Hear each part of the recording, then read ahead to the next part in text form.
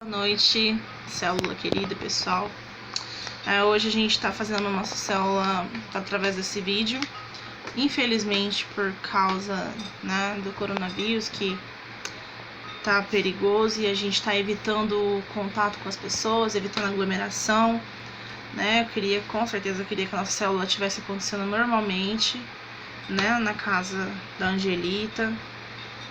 Mas infelizmente não vai ser possível. A gente não sabe por quanto tempo, mas a gente não vai deixar de fazer, não vai deixar de continuar o nosso processo, porque antes desse vírus, antes de tudo que ele está causando no nosso mundo, nós temos Deus, graças a Deus nós temos Deus, e é Ele que nos guarda, nos protege, nos livra de todo mal, e a obra de Deus não pode parar.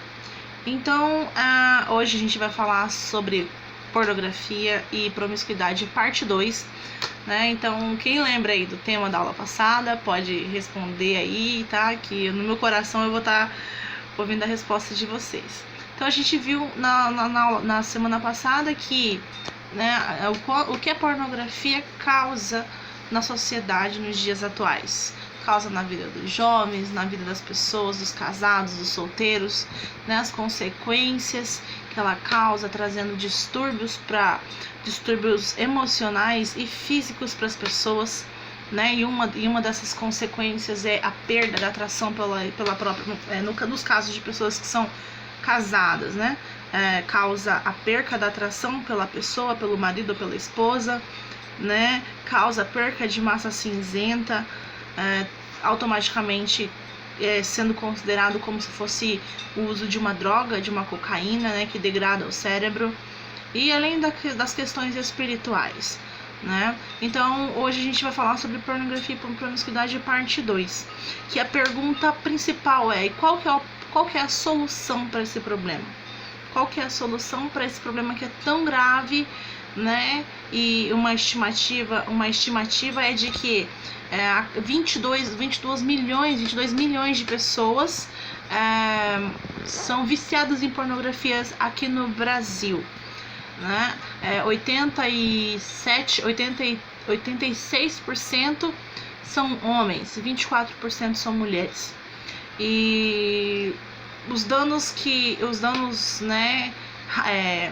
a gente pode ver, que causa nas pessoas, a gente consegue ver, foi isso que a gente falou, Esses danos causam.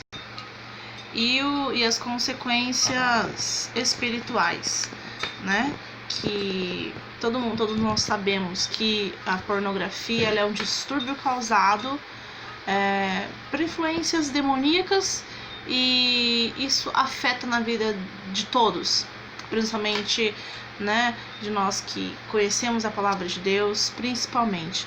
Então, qual é a solução para o problema da pornografia e da promiscuidade? Então, a gente vê que lá no Éden, quando Adão e Eva eles estavam no Jardim do Éden, eles não tinham conhecimento do bem e do mal. O que é o conhecimento do bem e do mal? Eles não andavam por eles mesmos, Tudo era direcionado pelo Espírito Santo. Cada passo, cada ação, tudo que eles fossem fazer era direcionado pelo Espírito Santo. Eles não agiam nada por eles mesmos. E quando Adão e Eva eles pecaram, eles perderam essa ligação, essa intimidade com o Espírito Santo, essa intimidade que eles tinham com Deus, passando a viver por eles mesmos.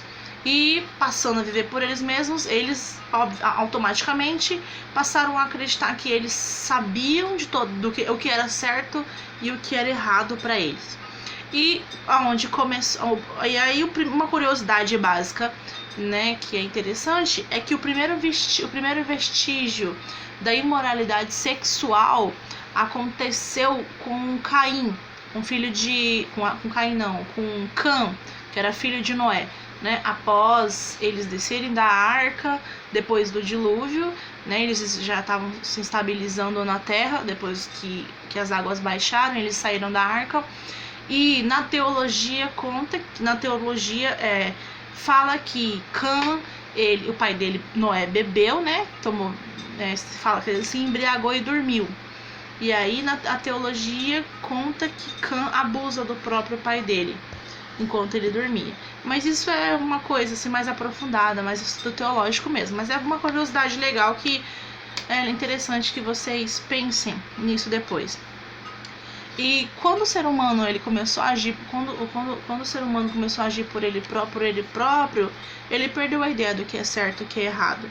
Então, quando o ser humano ele decidiu tomar para si a distinção entre o bem e o mal, entre o certo e o errado, o que teve um resultado extremamente danoso ao seu interior. O ser humano ele não mais vivia orientado pelo Espírito de Deus, e sim pela sua própria visão.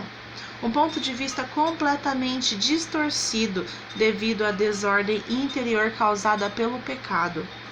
Antes da queda no Éden, o ser humano tinha o seu próprio interior organizado e equilibrado com a sua alma, corpo e espírito. Tudo era ligado, tudo era uma coisa só.